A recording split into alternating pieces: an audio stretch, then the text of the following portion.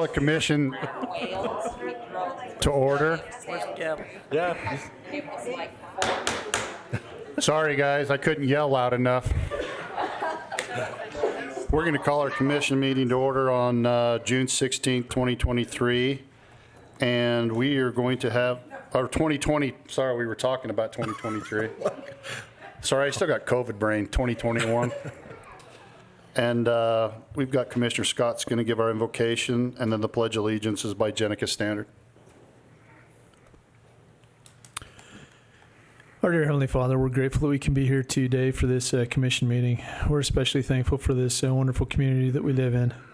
We're thankful for those that work to make it such a great place to work and live. And we're especially thankful for those that serve and protect us, our law enforcement, our military, and our fire and our EMS personnel. Please bless them in their service, that they can be watched over and protected, that they can return home to their families each evening.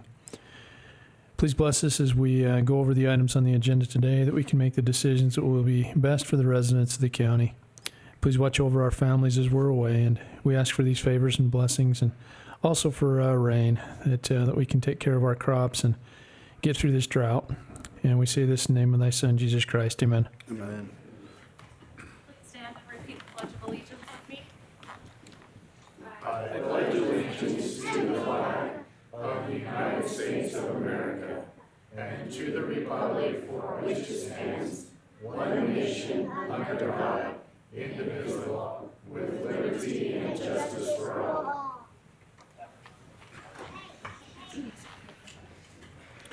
I don't know who in the back there was saying the Pledge of Allegiance, but that was pretty cool. Okay, we need to approve the minutes from June 2nd, 2021. Have you guys looked over the minutes? Yep. I'll make a motion we approve the minutes from June 2nd, 2021. I'll second that. I've got a motion by Commissioner Hatfield and a second by Commissioner Scott. All in favor? Aye. Administrative review, reports, future agenda items, former agenda items. Either one of you? Who wants to go first? They're both good news, so There are it really doesn't matter today. Go ahead, Commissioner Hatfield. You want me to go? Okay. Just Well, kind of give a brief overview of the, I don't know if mine is good news, but it's news. With everything being as dry as it is, they've came out with the fire restriction order, and I just was going to go through it here really quick. We're given this by our Fire Marshal, Corey Barton. It says, due to the current forecast weather conditions, coupled with the record dry vegetation conditions and extreme fire danger throughout Utah, the state forester has determined the measures that must be taken to prevent the ignition of the forest and rangeland fires. Therefore, pursuant to Utah state law, section 65A-8-212, the following are also known as the fire restrictions. It says no open fires of any kind except within established facilities, in improved campgrounds or day use areas or public lands, or in permanently constructed fire pits as permanent private dwellings served by pressurized running water. Smoking, except within the enclosed vehicle, trailers, and buildings, a developed recreation site, or while stopped in an area that is paved or free from dry vegetation. Cutting, welding, grinding metal in areas of dry vegetation. Operating a motorcycle, chainsaw, ATV, or other small internal combustion engine without an approval and working spark arrestor. Anyway, these are the things that they've talked about, and I hope that we can all, as we're out getting ready for the 4th of July and celebrating, we'll all be mindful of how dry it is and just be careful. thanks, Jeff. You're right. Mine's good news. We've been working on this for several years. Several as in 10? Almost a decade. What happened was the Air Force operates the Utah Test and Training Range. It takes in parts of Juab County, Tooele, and Box Elder to the west. And they needed a buffer. They needed a little bit more acreage for some of the advanced weapons systems that they're testing. And so they approached us, and we said, yeah, we're happy to cooperate. We love our military. What can we do? And so we worked it out. We were actually going to lose some acreage to the federal government for this. And in the process, we said, no, we can't do that. And so we worked with SITLA, the State Institutional Trust Lands Administration. And we actually came out not only whole, but with a few extra acres. So this letter is to inform you that the Utah Test and Training Range West Desert Land Exchange between the Bureau of Land Management and the State of Utah School and Institutional Trust Lands Association has been completed. The exchange was directed by the National Defense Authorization Act for fiscal year 2017. The lands encumbered by your easement number 2248 have been conveyed to the ownership of the United States of America and will be administered by the BLM. Pursuant to the NDAA, all lands are conveyed subject to valid and existing rights. The terms and conditions of your easement number 2248 will be honored by the BLM through the term of the contract. So we really appreciate that. They were wonderful to work with, especially Chris Robinson, that was working as the liaison with the Air Force, and it's great to have that here in our backyard. Yeah, and I think we ended up not losing 7 parcels, but gained 9, so that was a good thing. And thanks Senator Hatch for all the work he did. He's been gone for a while now, but Senator Hatch's office is the main one that got this through, so. Do you want to give us a little update on the uptick of COVID, which I hate to, that's a swear word, but. I guess that by some of the certain measures, we've kicked back into moderate. Just be smart. Let's get back to normal. If you want to get vaccinated, get vaccinated. If you don't. That's fine too. If you're sick, stay home. If you don't feel comfortable going out, stay home. Just be smart. It's pretty well over, but we want to make sure that we don't get an uptick as we go back into the fall and the winter. So, Okay, how's that? that was great. Thank Okay. you. You got anything else? I don't, Okay. I'm good. All right, we're going to bump Gary Mattson for a bit so we can do the honoring of John Stephen Battis. So if you would like to come up, the commission would like to present you with this plaque of, it says, the Box Elder County presents John Stephen Battis with this award in recognition for your 42 years of dedicated service. So is that okay if we come around and get some pictures with you? We'll come around.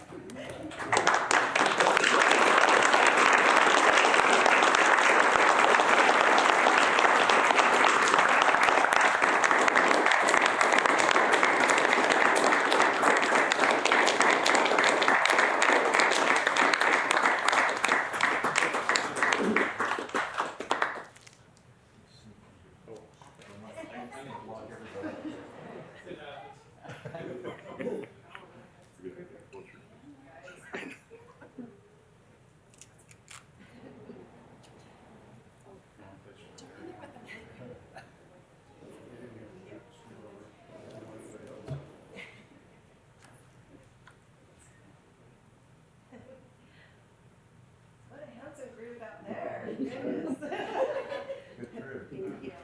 Thank you. Hey, thank you. Very nice. You made it first place here, so.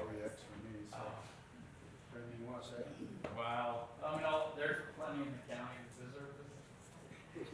But, it's good to have sisters. Everybody needs sisters. Yeah, so, me and Stan go back a long way. They said I won't tell any stories about him. I will tell stories about him. This is no fun, What's the story? Worked for his dad. His dad gave me some good work that he's really, as a kid, I enjoyed working for his dad more than probably most anybody. But I came from my dad was a firefighter, he left for base in Tremont City, and all my heroes, you know the song, but all my, and Fycall, how long were you at Fycall? 38 years, so I was back, so I got laid off for 2 years and went back, so. But all my heroes, you know what they say, were cowboys, mine have all been firemen. My dad, Nick Eastep, I got a whole list that took the smart ass kid probably. I see Blair in the background too, he was one of those guys that worked on the farm. I remember a couple parties, I was just a young kid, and I had to go around and put out all the cigarettes and stuff.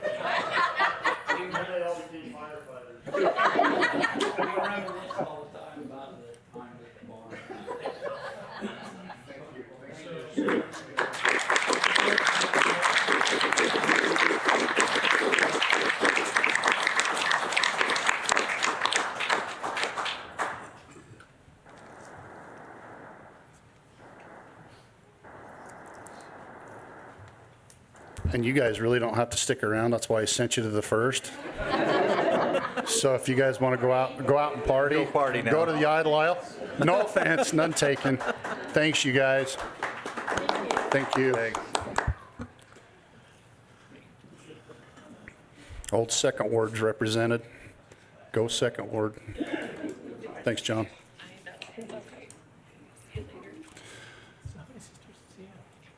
A bunch. And there's only the two brothers weren't here. Hey, Gary, while you're standing up, you might as well walk towards the front. There was 7. And then 2 other brothers that weren't here. He's just under the sheriff. Let's see if you can top that one, Mattson. Bring that microphone up and give me your name and.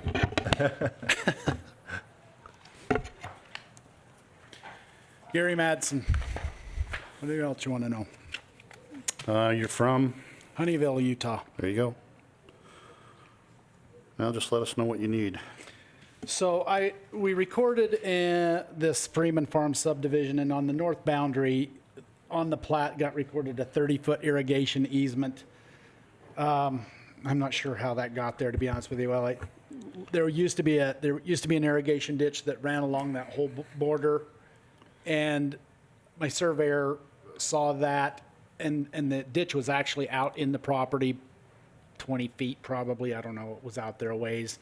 And so he just drew a 30-foot irrigation easement to maintain that. Well, that ditch was just a dead-end ditch to supply water to this property, this subdivision.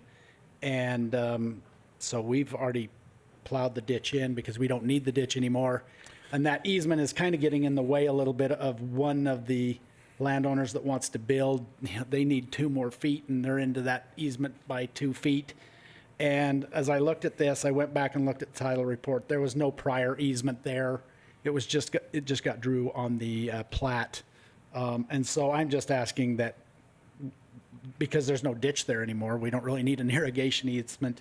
I'm just asking that we can vacate and release that easement so that we don't have a issue there, and we can let the people build on that extra 2 feet or move it over 4 feet or 5 feet or It whatever. was just based on them drawing that in then? Yeah. At one time? Yeah. So there never was on really the- an easement? On the title report, there never showed an easement, any easement there prior. It was just that the surveyor saw and the engineer saw that there was a ditch there. Back in the day. This was just 5-6 months ago. Well, I know, I'm just saying, so the easement's been there, but you really don't need the easement. The easement's was never there. What's that, Steve? Just thinking out loud here, and Scott can Yeah. probably, That's what I was just gonna say. basically where the plat's been recorded, if I understand correctly, Yeah, it's been recorded. it was probably dedicated to, so the county owns that now? Well, so here's the owner's dedication right here. Because when I looked at it, I didn't think we had it dedicated to us. It says 30-foot irrigation Just wondering access if it public was- utility it was easement. never- I mean, It goes across the top. It was never created as So, Yeah. so we granted the easement when we recorded the plat. And so I'm just asking to vacate that because we really didn't need it, and I didn't catch it when we did it, and now it's causing a problem for a home. And I could just tell them how tough it's there, but we're trying to help them. Yeah, so it literally didn't exist Didn't exist before prior. the surveyor was doing this for the subdivision. And then that got recorded, and now it's an issue. Now it's, And the ditch does not exist anymore. Maintenance of the Yeah, the only concern that I have, and I think this is where we're going here, is if it's already recorded, I wonder if it'll have to go through planning commission and have a public hearing, similar to what we do on a road vacate, just by county statute. I'm hoping we don't. I mean, with it stating a public utility easement, is that any utility? And it's 30 feet? it's 30 feet. Yeah, That's the other issue. I mean, if it was 15, yeah, I no mean, big deal. it'd be similar to utility easement, and you'd be okay. Because this has been recorded, it becomes, it's an easement. Do you want to talk out loud in the Here's microphone? the issue that we're just trying to figure out. Okay. Because the plat's been recorded, it now is a public easement. And so the only way to get rid of it, Let's go through the process. go through a vacation process, unfortunately. I don't know how you undo that, because once it's recorded, it's there. So would it basically have to go on the next planning commission meeting, have a public hearing towards vacating the easement, and then come back to us, and then we would vacate it similar to what we've done with roads? That's, without looking at, this is the first I'm hearing about it, but that's what I would say. I don't know if you have any. That's probably the best way to do it, just because the easement doesn't state who it's dedicated to in the owner's dedication, but in the, where it lists the easement on the plat, it states 30-foot irrigation access and public utility easement. So it doesn't specify, it doesn't dedicate, that access to any specific individual. Would it be the same process to just reduce it from 30 to 15? Probably, Because you'd be vacating a portion of it. yeah. So it'd be the same process of vacating it all. Got recorded. Once the plat's recorded, Right. it's, the whole purpose of recording a plat is to dedicate everything for everybody's use. And once it's recorded, the only way to get rid of it is by vacation pursuant to the statute. If we caught it before, we could just change it and then record Right. it. Change the plat, yeah, wouldn't have recorded it on the plat. The only thing We had just talked to Chad at the recorder's office, and this is what he suggested, and I think Chad and Marcus were on the phone with Jenny at the title What was company. their suggestion? Their suggestion was to do this, just a vacation, release the easement and have the commissioner sign it. That's what Chad's suggestion was. That probably works according to for their records. The problem is you've got other, they probably won't, but somebody could come forward and say, hey, I was relying on that utility, I was relying on that. You didn't notify me that you were vacating it, so Yeah, none of them would know about that's why you have to go through the process of notifying everybody. Where it's a dead end, I don't see it being an That's what I issue was just of gonna say. somebody. I don't see any public outrage against it. The problem is just county statute where it's been recorded. I wish I had a simpler answer for you, but Yeah, that's what I was looking for, is if there was, Can the we- way to do it is to do it that way. Otherwise, you're making shortcuts and somebody could come back and bite you later. So what happens if we pass it as a vacate unless we find out otherwise? Because if it's not given to anyone else, I don't think you have authority to vacate it until you've been through the process. because it's recorded, it doesn't matter if it's dedicated to an individual or an entity, That's it's what I because was it's wondering. recorded. I think probably what you're gonna run into, the reason for going through the proper process is if it were just irrigation and it previously irrigated the parcel the land that you own, right?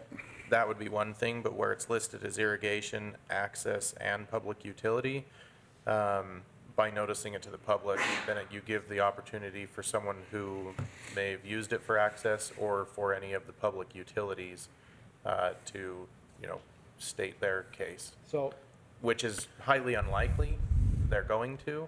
So it feels like a unnecessary hoop, but It's the way it's in statute, yeah, So- it's a hoop nonetheless.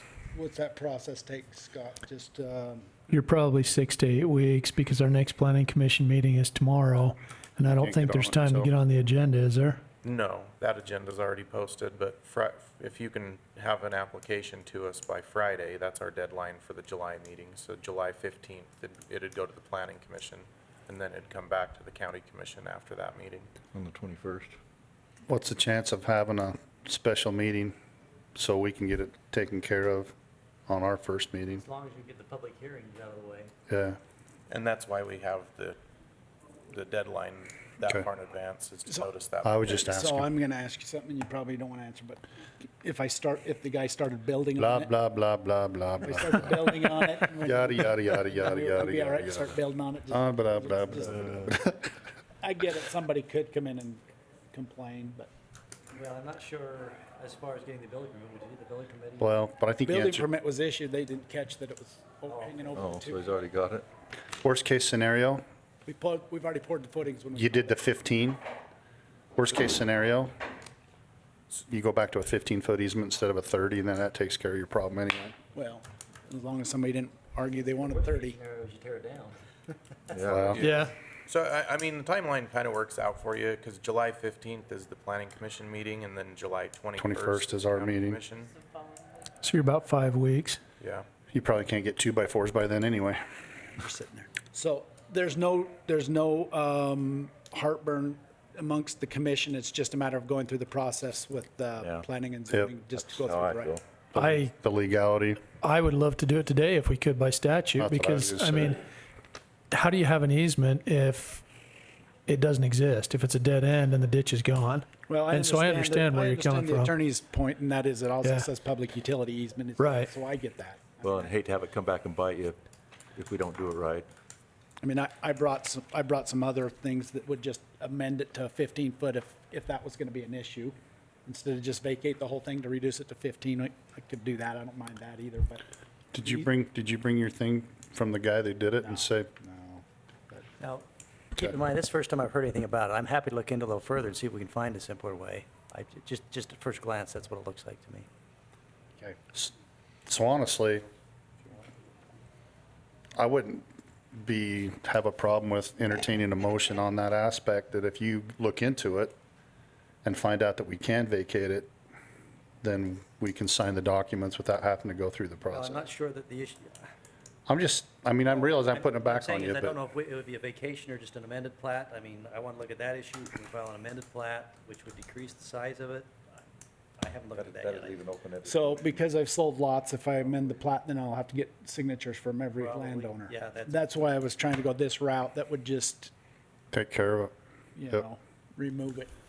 Nobody's going to care that we make it because they're not irrigating, you know. Yeah, it's gone from non-irrigated to non-irrigated. So in answer to your question, I don't know what your motion would be, Just to be able to do the amendment if we found out if it was legal.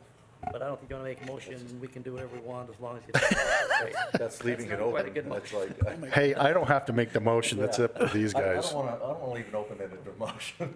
Okay, I understand where you're coming from. Try It'd be it. nice to get it done sooner than I'd like later. to I get just, this solved today, I don't know how we would do it.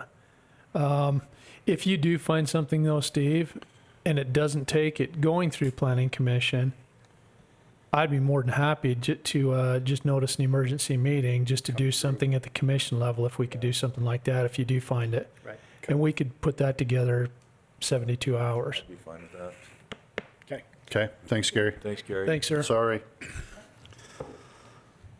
Dennis Holland. Come on up and state your name and where you're from. Gonna sit here, huh? Yeah, it's a hot seat. Don't worry, there's not a trap door underneath it. Yet. Sure. Yet. My name is Dennis Holland, and I live in Garland. Not much of a public speaker, not much of a politician, so you'll have to bear with me. It's okay, neither am I. I'm still here, so we're good. Just Okay. go ahead. Are you like a farmer, rancher? Both. Okay. Was. Well, I'm kind of a antique tractor nut, There you go. farmer, mechanic.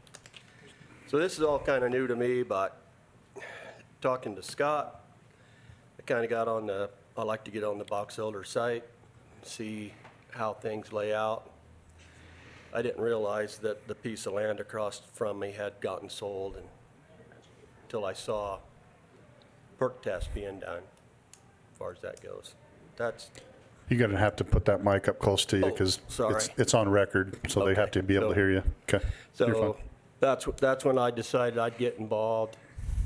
And so I got on my I wrote this petition that you all have a copy of, I'm assuming. Should. You I'm should- sharing it. You're sharing it? Yep. I thought everybody had the original copy that Scott made copies. So I got on my A farm all, and I traveled this 2 roads that are outlined in yellow on the little map I gave you. Yep. And within 4.5 hours, I had the first 2 pages. No one wanted high-density housing. That was the first day. Now I have 5 pages. I'm a big fan of the KISS principle, and that is that if we live in the republic and majority is what the rules, if you'll look at those lot numbers or partial numbers that I've gotten written beside Right. all the addresses and not everyone lives on that road, but they may have land on that road. And I was even noticing today, if you look down at the lower end of the yellow part towards Highway 30. The church owns a lot of irrigated farmland. The other drawing that I gave you, Stan, Yeah. shows, you can kind of see it's all agriculture, and there's a canal that goes right through the middle of it. So it's irrigated farmland. And to me, it just makes common sense that if you got irrigated farmland, it should stay irrigated farmland.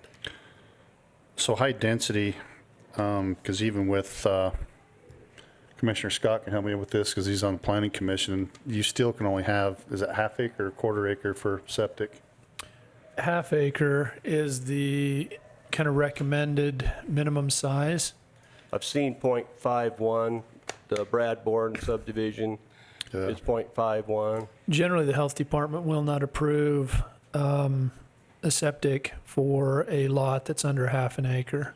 Okay, And, you know, it obviously has to pass the perk tests. There are some subdivisions that are going in that don't pass perk tests because of clay heard or that. bedrock layers. And so we were talking about this the other night. They have to go with an alternative waste treatment system, oh, really? and those are a nightmare. And so we're really trying to stay away from those. But yeah, it's typically half acre is the min. To my knowledge, the lots that are across from my house, and I'm not trying to just narrow it down to that because Right. everyone on this street has the same feeling. They did pass the perk test for, but like I say, I'm new to politics, so I'm looking at the infrastructure as well. So I went to Scott's office and I was talking to him. I said, well, the water company that supplies the water along 16,800 North is RNG. You familiar with that? I said, they're not even registered with the state. And he said, oh, yeah, here they are. They are. So he gave me a website. So I got on that website, and they had a phone number. And I called them, and I talked to the gentleman there that answers the phone. And he doesn't know who RNG Water Company is. He is responsible for making sure that the water is safe to drink, Oh, not whether the fire truck will be able to have enough water to, has this even been through planning commission? no. When you say this, what do you mean? Well, so has Subdivision? the subdivision and everything, Scott's going to come up here and talk to us too, so, Please help. yeah, just give us a Say a little. quick thing about, so when he's referring to high-density housing, in addition to half-acre lots for single-family homes, Right, this area is an unzoned area, so it's kind of, that's what I was getting at. lots of stuff can go, industrial, commercial, agricultural, residential. And actually, just down one of these roads a couple of years ago, 2 fourplexes were put in. If you have, you know, you can design a septic system that can accommodate multifamily units. And so that's a concern of the residents in this area is seeing more multifamily. And the concern of, is there sufficient water to supply for that, or, you know, different things like that. As when you're saying subdivision, Right, that's what I was wondering about the unzoned. So would it be better if these people on this petitioned the county to zone? so that's essentially what they are doing. So that Okay. you can't start a zoning application if you don't own the property. Oh, So okay, there's essentially 2 ways to do it. And if they were to all get together and submit an application together, that would still leave pockets if For there the were, area. if there were landowners that hence Bothwell. weren't on that. Or what has historically happened in the county is a community has gotten together and said, this is the zone that we're requesting, and the county has put that application through. And then all the landowners within the designated area, they are notified of it. They can come to the public meeting and they can say, I'm in favor of it, I'm opposed to it. And you're looking at the area as a whole, not as it, Single. parcel by parcel kind Right. of thing. Is there any anticipation of what the zoning request would be? We've we've talked about some of the zones. I send him home with the table of what the different zones that could be looked at, anywhere from like a rural residential 1 acre, 2 acre, 5 acre. To up 820. like, yeah, agricultural 10 acre or 20 acre. So, Okay. Well, I appreciate all the information coming in front of us, and I think that you pay attention and see what's going on with these kind of things, unless you want to get the community together like you have, and then come into, because we just went through this with Bothwell, Collingston. Who else have we done this with, where they've come in with an RR2, rural residential 2 acre? Bothwell was RR5 on parts of it. The other parts were RR2. So, it's not out of the ordinary, and that's what I told him. I told him it would be best if he went to the commissioners, and if the commissioners said, yes, go work with staff, and staff will help you get that process rolling. Is that acceptable to you Oh, yeah. guys? I mean, like I say, I'm new to this. I'm concerned about infrastructure. It seems like they talk about water. Well, to me, if you got water, you got water, but if you have to get it delivered.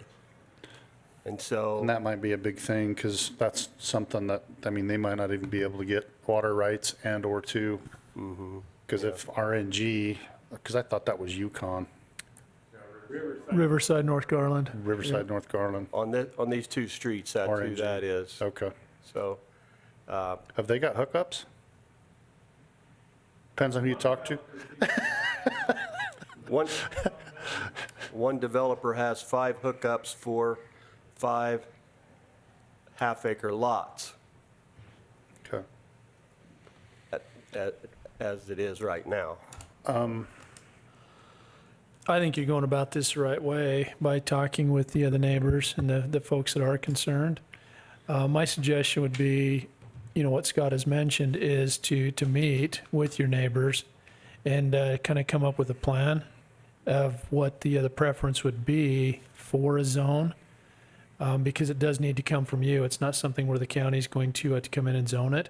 And so then at that point, you'd be able to make the application and work with staff to get the zone changed to what it's desired to be. So that is why I told him to come to you guys and Okay. say, because essentially, if the residents submit the application, they're submitting on a parcel by parcel basis. If it comes from the county, it's going on an area map. basis. So they would designate an area and say, this is the area, this is the zone, that's- and then that would come from the county. So the county would be the applicant in that scenario. And I think that's a great way to go because it would simplify it rather than having Right. 70 different zone changes. The only reason I'm asking that is we could come out and we could say, yeah, let's do this RR5. But that might not be the wish. And so my suggestion would be to talk with the residents, kind of get an idea of what the preferred zone would be, and then bring it to us, and then we can make the application from that direction. That way, we're doing what local sentiment is, and not pushing a zone on you that maybe you don't want. Because we might say, well, I think it needs to be A20, and the preference there is RR5 or even RR20. Or clustering, or there's a whole host of different things you can put into these zones, but I think you're on the right thing. I would just talk to your committee or whoever it is, if it's just you, talk to yourself in the mirror and say, all 3 of you, 4 of you? Well, there's no mayor involved. Right, oh yeah, No. that's why you're here. I would like for Mike Rudd to speak to you for a minute as well. Oh, I don't know if we got that much time, but yeah, no, Mike, come on up. I only have a couple of, do you want me to come up? Yeah, you gotta come up here if you're gonna speak. The area that they're in, Mike's probably the biggest landowner in that area, so. Okay. The church would be the only landowner bigger than you. Okay. And just state your name for the record, we know. Mike Rudd. Okay, I live on 16,800 north and 5650 west, straight west of Fielding. Our concern is there's been talk that a developer's going to build multifamily apartments or fourplexes. Fourplexes. And so we're farm country. As a farmer and rancher, I'm fundamentally opposed to zoning. I'm rural Box Elder County. Been here my whole. I was the guy shining the lights in your kitchen window the other night that was out there baling hay. my horses are Yeah. out there. Put that out in mic my up. backyard. But the only that's our concern is you guys are taxed with all this development. It's overwhelming, I'm sure. The request to the Planning and Zoning Commission, building permits, everything, it's just crazy. It's unprecedented. And it's coming. That's the thing that, And an exchange of wealth like Box Elder County has never had. So well, and like I said, what and Dennis and I would like is to, if you guys could help us steer that's what I the think. cities what to the Commissioner cities, Scott, well, towns to the towns. Well, we're in the midst of a general plan update, and correct me if I'm wrong, but that's kind of been the sentiment that we've heard from most of the residents in the county I is attended cluster in the cities, meeting keep some a week open ago, space, 2 weeks. and have, more of the residences clustered in there, and then keep the open space in the ag land. And so, again, that's the reason that I like the idea of it coming, because we don't necessarily guys. have representation as far as a mayor and a city council in like South Willard or Riverside or Collinston. But what's happened is local citizens have gotten together and said, here's what we would like to see happen in our community. And then they bring it to us, and then we can say, okay, based on what you've said, you're talking RR5. So let's look at taking it from unzoned to RR5. We could make an application right now, but it could be anything from RR20 to A20. And we want to make sure that if it is going to be zoned, because I'm not a big fan of zoning either, I understand the purpose, but we would like to make sure that it meets with local resident sentiment.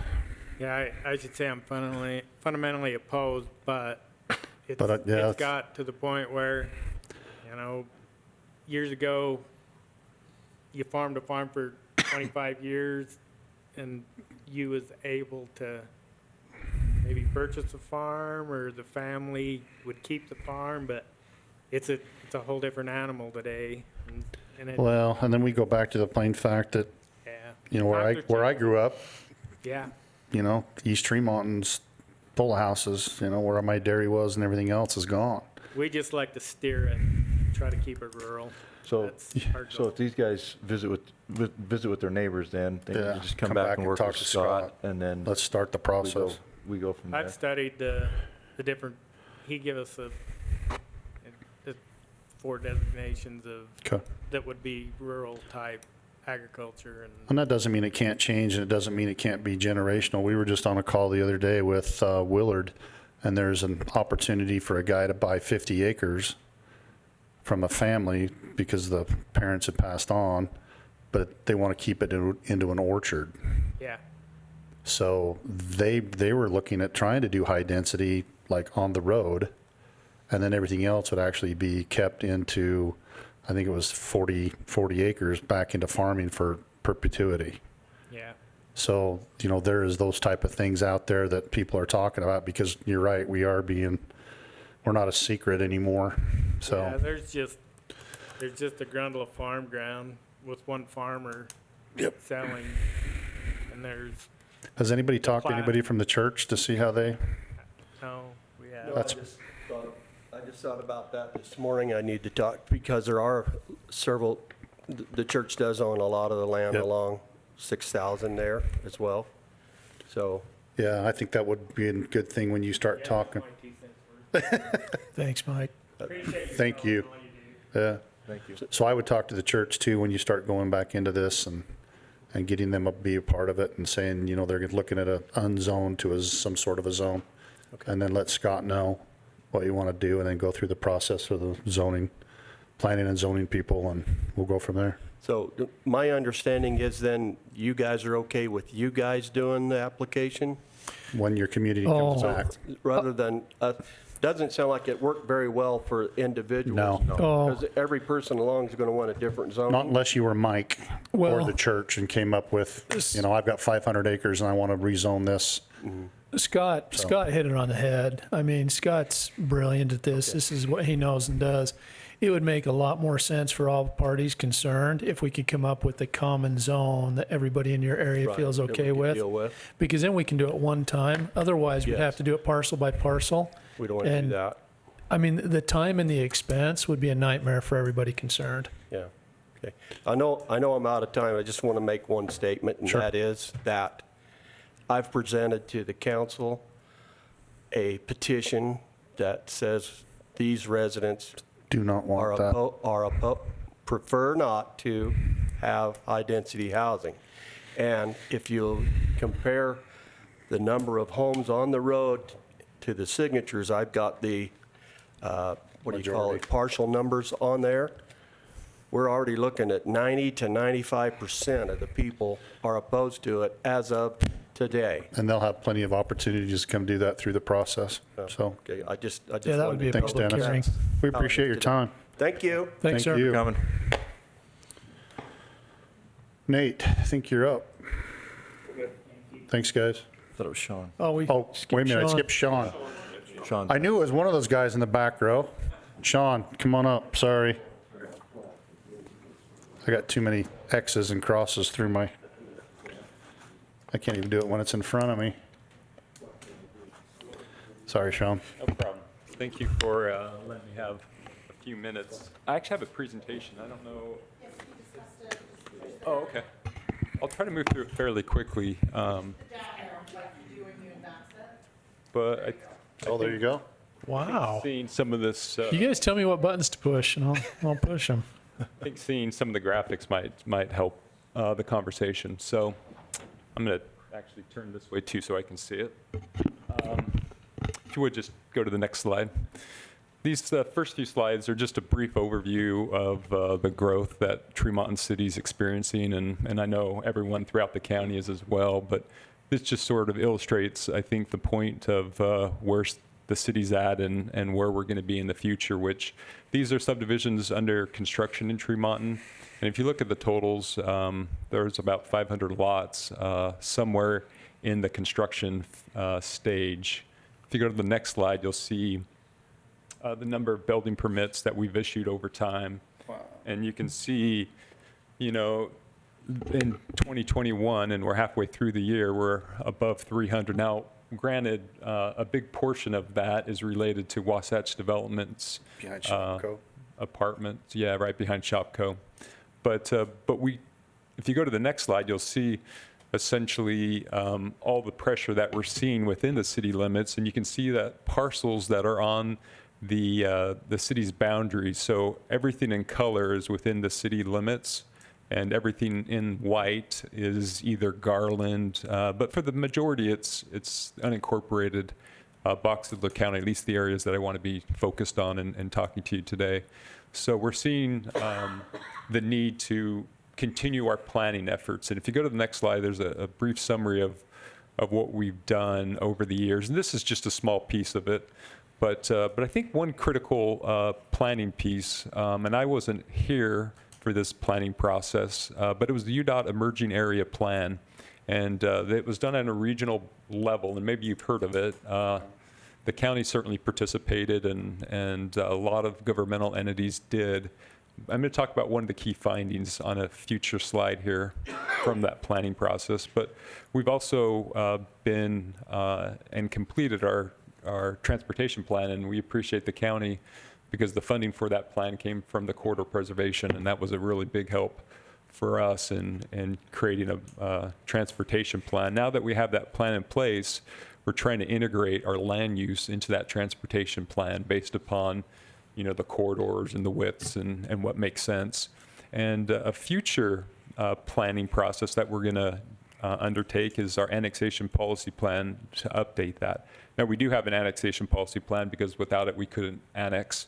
But I think what we need to do is have a more thoughtful consideration of some of the requirements in the state code and really see how what's reasonable and how we'll provide services to some of these future areas. So if you go to the next slide, these are just some smart growth concepts that I really wanted to coordinate with the county on, because I think these are issues that that affect our interface, you know, the land that we have currently annexed and the land that we hope to annex and develop within the city limits and provide service to, and that's the land that you currently is under your jurisdiction. So, you know, I think some smart growth concepts would include developing a transportation system adequate for mobility and access. And mobility, I mean just moving people through a corridor, and access, I mean providing access to property owners. And those two things are important and somewhat compete against each other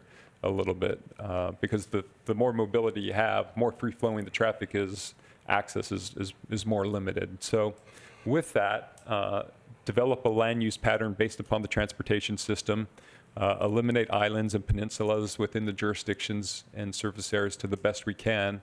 And I say that because we're actually potentially going to be talking to you here in the future about creating an island because of some land that's in ag protection, and we don't have a willing party to participate in the annexation, but you know, and we'll save that for another conversation. So there's always some exceptions, and we do our best to follow these principles, but understanding that sometimes things, competing interests rise. So avoid consolidation and overlapping functions of local government, promote efficiency of municipal services, and encourage equitable distribution of community resources and obligations. So if you go to the next slide, I'll see how some of those apply. This is the emerging area plan that I was talking about from UDOT. And one of the key findings here is that they were seeing more and more truck traffic. This was, I think, in 2006, and could just foresee the need to essentially divert traffic through Tremont and have a different corridor other than routing all the traffic through Tremont. And so if the next slide just is a little bit more specific and just kind of reiterates that issue of trying to find a bypass. So the next slide. And this is the one we've been working on, right? Yeah, it's the conversation that we've been having, Yeah. yes. Yeah.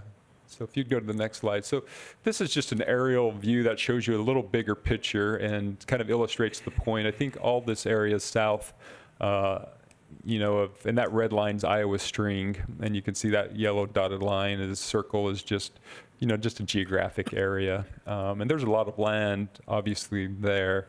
And I think the main corridor through that area is Iowa string, and so it makes sense that that would continue to be a major transportation corridor in the future. And right now, in 2017, as part of our transportation master plan, we did traffic counts, and they're able to distinguish between truck traffics and just vehicles and passengers, passenger vehicles. There's 13%, which is disproportionately higher. You know, typically the transportation, you know, start at like 3 to 5% is what they typically expect for, you know, for truck traffic. And you can think about the land uses along that road and kind of understand, you know, why that might be. So the next slide, and that dotted line, that before we go on. Yeah, I was just going to say, because when we took the UDOT, the new UDOT Rob White up there and took a look, he actually looked at that, and we drove that a couple different times, and he asked why we just didn't come off that exit instead of going with the red lines off the Y. He wanted to know why we couldn't take the truck traffic right off that exit right to Iowa string. Yeah, and I'd love to have that. He reached out to the city and was going to set up a meeting and start to have conversations. But I think we want to, and I'll talk a little bit more about this. But that red dotted line is sort of the solution to the conflict identified in the emerging area plan, which is essentially a truck traffic or a bypass road, which is in the county's jurisdiction right now. So if you would, to the next slide. So that's just, again, a little closer view of what's anticipated. And we're calling it Commerce Highway, for lack of a better term, right there, because I think it serves two functions of you know, mobility, moving people in the region to the interstate system, but you know, also accessibility of you know, having access to land and the highest and best use. So if you would, to the next slide. So these are two corridors that are currently within the county. that we're working towards or would like to see enacted. And this is where I hope we can come up with a common land use vision and transportation plan. The top, that top box, and I won't spend a lot of time there. I don't think there's as much development pressure in that area. It's one landowner who owns essentially kind of a peninsula shape. Mr. Peterson, Wendell Peterson, are his heirs now. But anyways, it's BR Mountain Road. We've started to develop segments of that road. It's a minor arterial road for us, which is an 80-foot corridor. And, you know, right now it's sort of, you know, it will cross through county jurisdiction at some point. And so we'd just like to plan towards that if it was ever developed within the county. The next is Commerce Highway. So, or further south from I-84. So the next slide will show you a little closer what we envision for this Commerce Highway as far as access and mobility. So that's the cross section. It would be essentially a 5-lane road, which is an 80-foot corridor for us. The center lane, what we would envision now is to have a raised median to control access at certain points where we would have what we anticipate would be traffic lights. And all of this obviously is dependent upon volumes and different things like that. But what we would try to do is limit conflicts with people turning into oncoming traffic so that there's good mobility through this corridor so that people who are in the county and you know, could essentially quickly move towards the interstate system. So the next slide. So, and this is just a close-up of BR Mountain Road, the northern corridor that I was talking about. We've developed 2 segments through the Corridor Preservation Fund, which we appreciate, and working to develop a few more. So the next slide, please. So this is where we're at in the process. We're working towards an integrated land use plan, and it does include areas that are currently outside of our city limits. And what we hope to do is leverage that transportation corridor and the investment in public funds with a little bit higher land uses surrounding that corridor, so that there's, you know, higher property tax and sales tax to essentially help facilitate the development of this regional transportation corridor. And I would say you can see those lighter colors. What we envision would be, you know, less dense, more rural development, low density, essentially. So I think, you know, I thought the findings of the county general plan to try to cluster development within the cities is something that what we had hoped to accomplish too. Would love to see, you know, with the services that we have, see the growth happen within the city limits. So next slide, please. So we are, in that vein, we are looking at doing annexation update to our policy plan. And these are just some of the study areas that we would look at. And the idea is look at how we would try to provide services to these areas. So I'm just going to skip forward a few slides if that's okay, just in the interest of time. These are just state code requirements that talk about it. And we've talked about the smart growth concepts, but I wanted to show you just a few examples of kind of this interface. So if you would go to the next slide. So this is, I think, the subdivision that you were just talking about with Gary Mattson. And Gary Mattson did approach the city, and it was a little bit of a dilemma for us, frankly, because we would love to have the development in the city, and I think he sort of wanted to see it within the city limits, but our infrastructure wasn't there. And so, you know, and we struggle. I mean, we have standards, and the standards are aimed at providing, you know, municipal services and aimed at trying to do it in a way that requires that the development in and of itself, I shouldn't say in and of itself because that's not completely true, but for the majority of the portion of burden for developing is placed upon the development itself. And that happens when we're able to go through a subdivision application, and exact essentially improvements that are roughly proportionate to the demand that a development would have on the city and its municipal services. So here we are now, it's being developed. this existing development now within our current annexation plan is a little difficult for the city to provide services for a few reasons. There's not great connectivity, to the adjoining parcels, and that hinders, circulation with vehicles and pedestrians and utilities. Because what we typically like to do is make sure that utilities connect through all these developments so we can loop utilities. And now there's another service provider who's providing water. And so, I'm not sure what the future holds. And do we annex around this parcel of property in the future, and it just becomes problematic. And so the next slide is another example of one that's currently being contemplated, and it's just north. That checkered line is the city's limits, city limits, and we have utilities in 1000 North. So this is right next to Multimill, and so our water's within 1,000 feet. Sewer would flow to the south, and that's where our sewer system is. So we have the ability to gravity, take the sewer by gravity. We've been planning to upsize our storm drain system through the Morris's property to accommodate this area. And I anticipate if this parcel was developed, 90% of the truck traffic, if not 100% of the truck traffic, would find its way onto the city's city roads right there. And, those roads may or may not be able to accommodate that type of truck traffic without improvements. And again, through the subdivision process and development process, this is the opportunity for the city to require the developer to make those improvements. So if you would, this is just the exaction process that I talked to you about and mentioned briefly. So if you would go to the next slide. There is this, and Scott's been great to coordinate with the city on these issues. He's brought these issues to my attention as they've been occurring.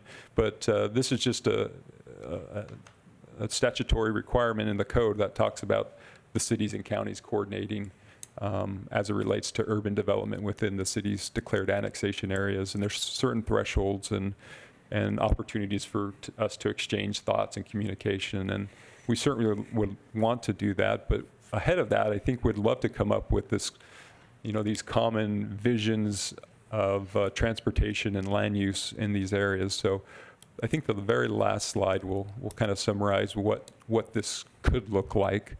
And that would be to come to an agreement on a common transportation and land use plan for the areas within the city's declared policies. And that would be what we would do if we came up with that common vision. That common vision would be realized through land use regulations, ordinances. It could be through zoning, a different variety of land use regulations and tools. We would, at that point, come up with who would be the provider of city services or municipal services in that area. The city's intent, I anticipate in going through that updated annexation policy plan to understand, how we would service and what services we would provide to those areas. Would love to work together with you on corridor preservation, especially the Commerce Highway or whatever that shape that looks like, because it's if that property gets developed over, then it becomes a lot more expensive and a lot more difficult to realize the regional transportation needs in that area.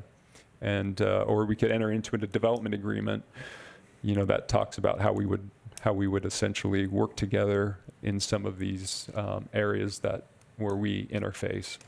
So.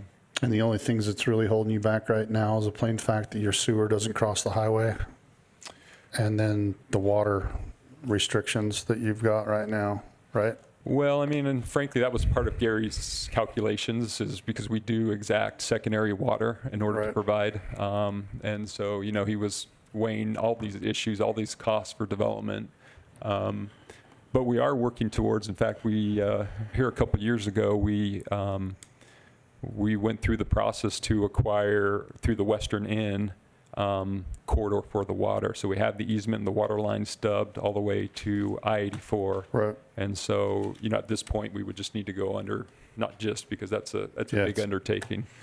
Okay. But I think our annexation policy plan is going to help us sort of sort these issues out, the financing, what's reasonable for us, timelines of when we would do it. But in the interim, I guess what I'd really hope to accomplish is that we don't lose the opportunities to sort of shape these areas. And if the intent is to cluster development within the cities, this is a great area to cluster that development. And I think we just need to be proactive in order to make that happen. Yeah, I do too, because the plain fact of some of the things you're talking about is already, we thought it may be 15 years down the road or 20 years down the road when we first started talking, and now all of a sudden it's coming. It's happening. Yeah, it's happening. So with corridor preservation funds, I'd like you to get at least that portion on it. Whether it's our county part of it or the city combined, and get at least that Commerce Way, whether, like you said, and whatever that looks like, to make sure we get those things taken care of. So. Yeah. Well, when people can drive 30 minutes north from Weber or Davis County and afford a home that's, half the price in some cases, it's really put the pressure on recently. So. Yeah. Anything we can do to help, just let us know, and we appreciate that. Yeah, I guess, what I'd love to do is have an action item to maybe work with Scott and the Planning Commission to come up with what that might look like and what shape that takes as far as a vision and land use regulations that could be considered by the commission. I'd entertain a motion. Do we need a motion or just instruct just them. direction? Directing to work with Scott on that, I think, yeah. Because we're not Okay. approving anything. It's true. Yeah, just work with Scott. Scott, you okay working with this, man? Yeah. I think it's great. We've had something similar happen to the other west in Brigham City on Forest for water purposes. It just doesn't make sense to have those peninsulas and islands. So I think it makes sense because, quite frankly, the county, we're not equipped to provide municipal services such as water and sewer. We talked about So- this the other day too, and that's why I'm glad you came in, because I wanted, the other two, but Yeah. we need to integrate and make sure that the county stuff's meeting with what the city's trying to do, and, yeah. Yeah, we appreciate that. So, Okay. okay, sounds good. Thanks. Thanks, Sean. Thanks, Sean. Appreciate it. I'll see you this afternoon. Yes, we will. Seen a few. Yeah, if we get out of this.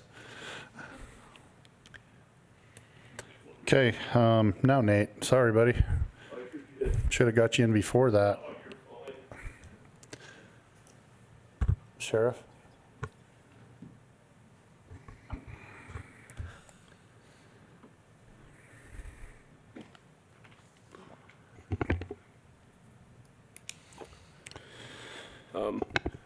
I'm just here for Tom. We just need to get the tax sale ratified that we had last month, so ratify the results of it. I think Have you guys got any questions? No, we had the two that were contested that we upheld, so. Yeah, Yeah, at this point, I would make a motion that we ratify the results of the 21 tax sale. second? I've got a motion by Commissioner Scott, and a second by Commissioner Hatfield. All in favor? Aye. perfect. Thank Thanks, you. Nate. Thanks, Nate. You bet. I don't know, with all these good things being said about you today. Wow. All right. See if I can keep it that way by moving quick. So first item, 6400 North Road dedication. This is basically the north border of Bear River City. So a developer who owns the land within Bear River City, he's done his development called Grand Haven Village, and the Bear River City, their the city-county line ends on the south right-of-way line of 6400 North. 6400 North is a right-of-use road, not a dedicated road. So we've required him to dedicate that 33 feet from center line to the south side of the right-of-way, so that it is that portion where his property fronts is a dedicated right-of-way. Anyway, so the subdivision, all of that stuff where this would normally take place, took place in Bear River City, and just the dedication of roadway is taking place in the county. He submitted the survey and dedication plat, and that has been reviewed by the recorder's office, and they've said it's good to go. So I just have that, and it'll, anyway, if you choose to accept the dedication, then you would just sign the plat, and it would go to the recorder's office to be recorded. Okay. Everything's good. You guys are comfortable. It meets existing road standards, Yeah, what you're Bill's looking been for? out to look at it, Okay. and the recorder's office has checked it out as far as the legal descriptions and all of that, and so there's, as far as I'm aware, on a road dedication, that's, There's no ditches. Just kidding. I'll make a motion to approve the 6400 North Road dedication. I'll second that. I've got a motion by Commissioner Hadfield and a second by Commissioner Scott. All in favor? Aye. yeah, it's an existing county road that the county's been maintaining for who knows how many decades. It's just Formalizing it. Yeah, it's basically going from right of use to ownership, dedicated ownership, so. Yeah, that subdivision's off, Hart George rezone. So this rezone, it's a request for a zone change of 57.5 acres from RR20, which is rural residential, 20,000 square feet, to the MG, which is the general industrial zone. It's located at approximately 4,500 north, 6,800 west, in the West Corinne area of unincorporated Box Elder County. So as you're aware, 6,800 west is Iowa String. And it is just on the west side of Iowa String at 4,500 north. So this went to the Planning Commission last month, May, and at that meeting, a public hearing was held. There were some comments from the public. The canal company, they came and they spoke as the canal runs along the west side of the property. And he just expressed concerns regarding groundwater. And there were some other public there that spoke regarding the possibility of mixing residential with commercial, as there's new residential development there along the east side of Iowa String Road. But we're just north of that's Procter & Gamble, right? Yes, Procter & Gamble's to the north of this as well. And everything on the west side is basically Everything on the west side. Farm. Yeah, it's all ag on the west side. okay.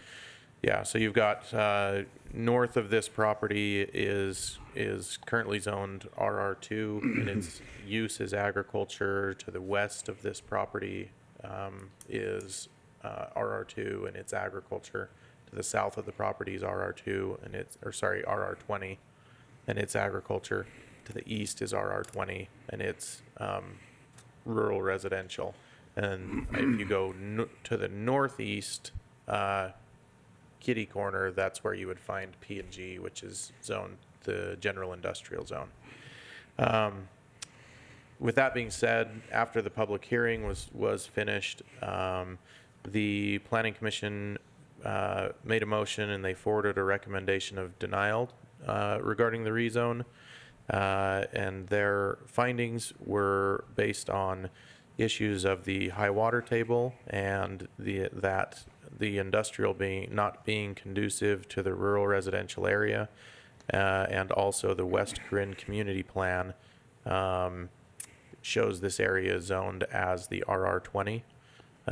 So keeping it in line with the West Corinne Community Plan, as well as lack of infrastructure in the area to service industrial projects.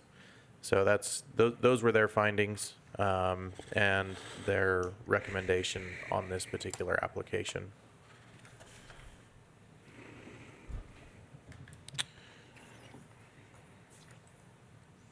So I don't know if you have questions for me or what you're, yeah. One of the individuals that's associated with this contacted me, and I spoke with him last week. And I definitely am conscious of the West Corinne Community Plan and the zoning around it. I guess my preference would be, it didn't sound like, I guess that there was some talk that it might turn into a junkyard or a salvage yard. And in talking with the folks, that simply wasn't the case. They're looking at doing kind of an industrial complex where they would have a building that could be used by multiple tenants for industrial or light commercial. And if it were something like that, I wouldn't have as much heartburn. I guess my preference would be, and we've talked about this a little bit, is the contractual zoning that we have. So if they come in and they said, here's the use, here's what we're going to do, and it was contractual, so it would kind of be a buffer. It would meet the light industrial or commercial and not impact maybe as much as the residential, especially where it's in close proximity to P&G. And Bailey Farms and And everything else. I think that was one of the concerns that was discussed at the planning commission level was when P&G came and they required this same zone, the planning commission essentially knew what they were getting into with P&G owning that property. With this one, it was basically a blanket request for the zone and with no specified use. And so what they need to do is take into account every single use could end up on that property. And so with that being the concern is anything could end up across the street. And that could be, P&G, it could be an industrial complex, it could be a salvage yard, it could be an steel refinery, petroleum refinery, really a variety of light uses to very heavy uses, and that was a concern of the planning commissions. So. Well, and then the people across the street have only been there a year. Yeah, it's probably been within the last 2 years is all those Which, homes. like I said, I'd like people to be able to use their ground for what they need their ground for, and I understand the neighbors across the street, but that's a industrial, that's what he was just talking about, Commerce Way, of being able to connect all the trucks to that portion of it to get it out of the city, so. And I think so. I actually like where Commissioner Scott's going with the CUP. There's a great article, and I've just had it opened in my browser for months because I keep referring back to it. It was written back in September of 2020, and it's specifically talking about contract zoning by agreement in Utah. And it's really got some great points in there. I think it really hits that balance of we do need some growth. We do need some ability to use the land the way we want to, but respecting our neighbors. And so we're okay if it's used for this, but maybe if it was a salvage yard or petroleum refinery, like you mentioned, that might not fly so well next to the residential. And so I think it strikes a great balance. And something like that would be my preference, so that everybody knows what they're getting into. Is that a motion? Yeah. They would have to amend their application to something along those lines. Is that correct, Scott? Yeah, so my preference would just be to make a motion on this application and then a new one be submitted, as it would be a change in the application. Zoning map applications aren't expensive, and so based on our fee schedule, what has been done on the current application has basically exhausted the fees. So to amend it and send it back through the process would basically just be. It's a wash. We'll just start over. Yeah, it would basically be other county residents subsidizing a further work on that application, but. Well, I would feel better about being able to take it back and do some sort of a CUP so they could do what they needed to do with the ground. Honestly, would be my. But yeah, I have no problem speaking with the applicant about looking at some sort of a And the CUP would only. agreement associated with the zoning request so that it limits the scope of what could be done there, and then that would Because honestly, have to be run back through the public process so Right. it can be commented on. high again. water table and all that kind of stuff takes care of itself when you start building things. So, all those concerns I don't think are concerns that wouldn't be taken care of during the process, so. And a CUP would come after the zoning anyway. Correct, yeah. Okay. Conditional use permit. So it's So in basically, you can essence- do what you want to do as long as it's in the lines of, If I'm following Mr. Business that came in there would have to come No, not necessarily. Yeah, so essentially zoning's like a larger overlay, and then within that zone allows certain uses. So one of the concerns the planning commission had is the industrial zone allows so many uses. Like a nuclear power plant, you know. And that zoning request was from your office, that's what the zoning was like. Yeah, so we have, we basically have a specified number, type of zones, and then, based on, we usually talk with the public and say, what are you interested in doing there, and then we recommend a zone. If you were to have had a specific use in mind, then we would have said, well, there's the opportunity for narrowing that zone down by agreement, but at the time of application, you didn't have a specific use in mind. Well, I guess we did, we just didn't At least that was conveyed, convey that. yeah. Okay. But like, when you talked about the high water table and the canal, if you go in there and put a bunch of homes in there, 20,000 square foot lots, it'll give me a hell of a different problem than there is. Yeah, oh yeah. 15 or 20 businesses. So in essence, what we would need to do to make this happen is we would need to basically agree with the planning commission, deny the application. They would come in and do a contract by zone or zone by contract, and then Start the process. be over. able to go through that would route. go back to the planning commission and come back to you. And I think that would be most conducive to the plan. It is one more step, but I think it would fall in line with the West Corinne plan, where it was kind of a stipulated use and more conducive to, it's not going to ultimately change what's there, but it would ensure that what is there is more in harmony with the plan. So, okay. I would make the motion that we deny the Hart George rezone from our R20 to MG. Commissioner, make sure you make some findings if you're going to deny it, what it's Okay. based on.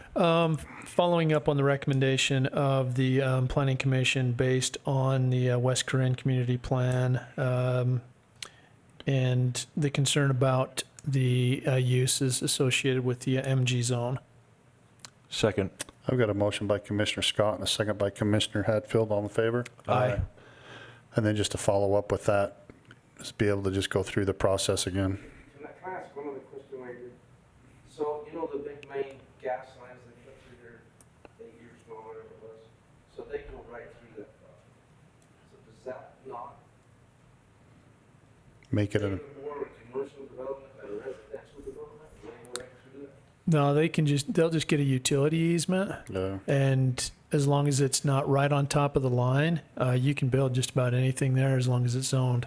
So a lot of those will actually go through large ag zoned pieces. because it's so low, and then you Yeah. can do whatever you need on top of it as long as they get access. That's a great question, though.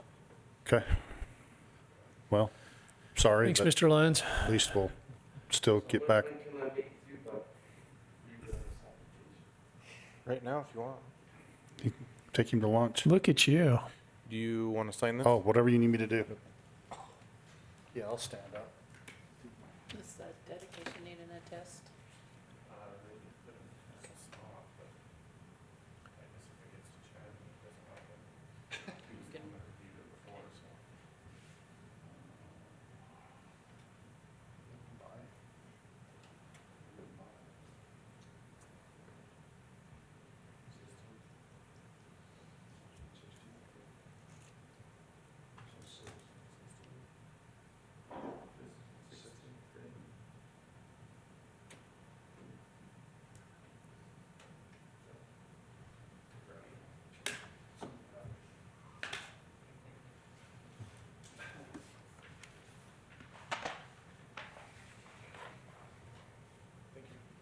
Thanks, Scott. Thanks, sir. Looks like you're up, Bill.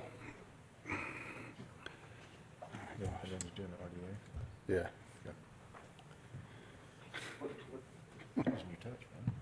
What's that? I am losing my touch. What's that?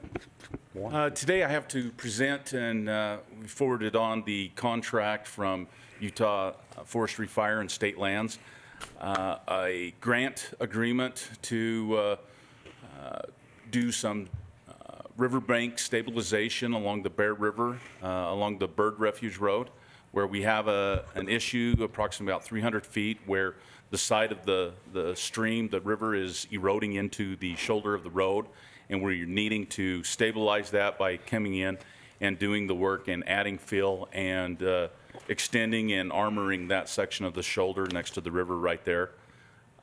This grant was kind of on a fast track. I found out about it kind of through side channels that there was $30,000 that would be available for us to apply for, but it had to be approved and spent before the end of June.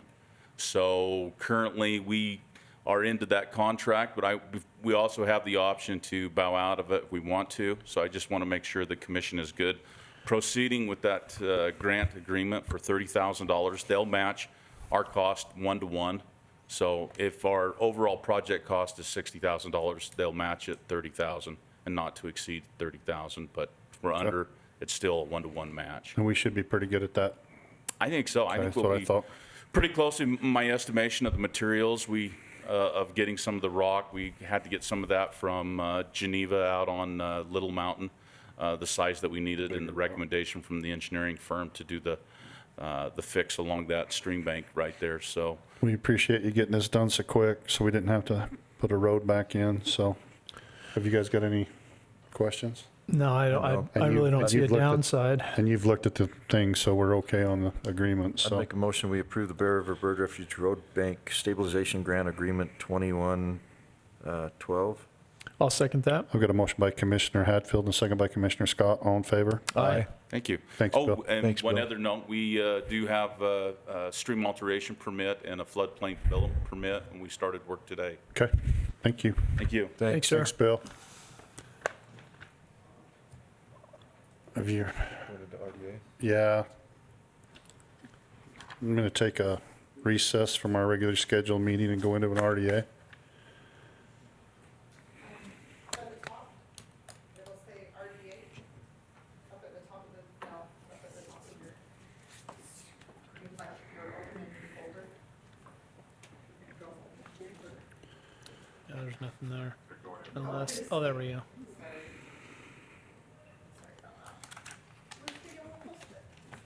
Yeah.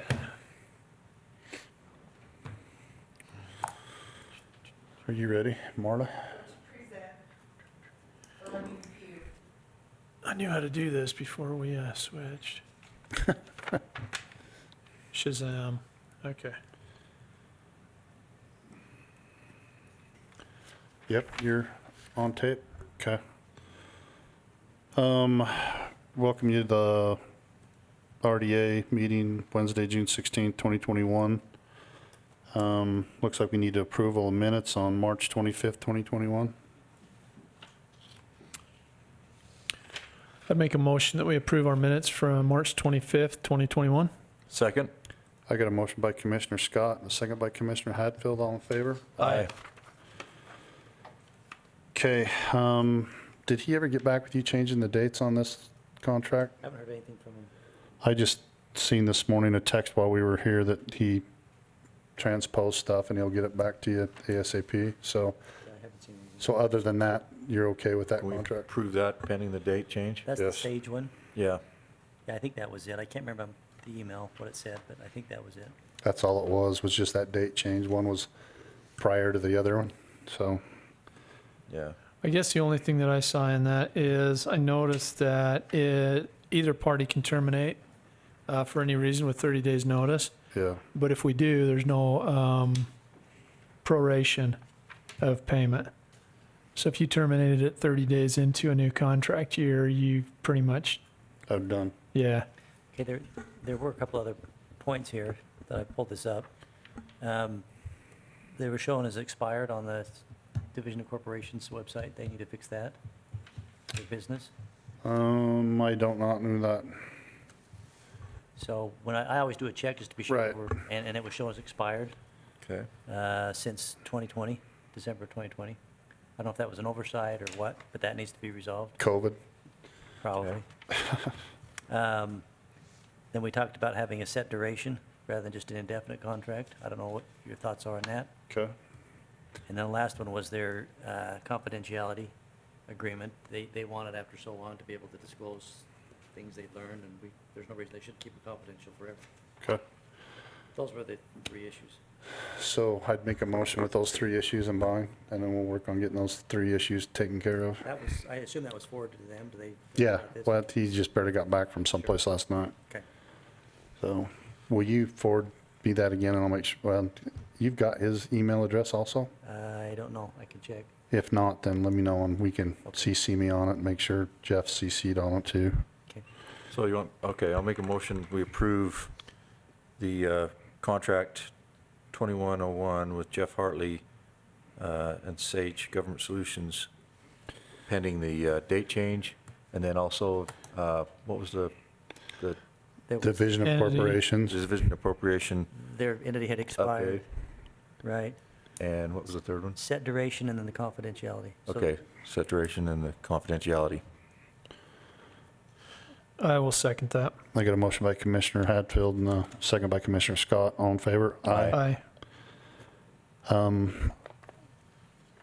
And I'm not sure with the contract expansion, did they ever get back to you with Jeremiah and Zinnick? No, haven't heard anything back from Yeah, them. we'll have I haven't seen anything on that one. So to put I that would, one on the next one. yeah, I would just make a motion to table that until we get the correct information. I would make that motion that we table it until we Second. have a contract in place. Okay, I'll I've second got, that. I've got a motion by Commissioner Scott and a second by Commissioner Hadfield. All in favor? Aye. Okay. I'll make a motion, we adjourn from our RDA meeting. Second? Motion by Commissioner Hadfield, second by Commissioner Scott. All in favor? Aye. And back into our regularly scheduled business. I'd entertain a motion to go into a closed session to discuss personnel and litigation? Possible litigation? I'm not sure what you're referring to, but yeah.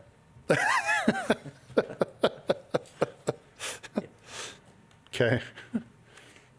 I'd entertain a motion. If we get in there, it's not right, we'll go out. Okay, all right. I'll make a motion, we move into a closed session to discuss personnel and potential litigation. Second? Got a motion by Commissioner Hadfield, second by Commissioner Scott. All in favor? Aye. Thanks, sir. gentlemen.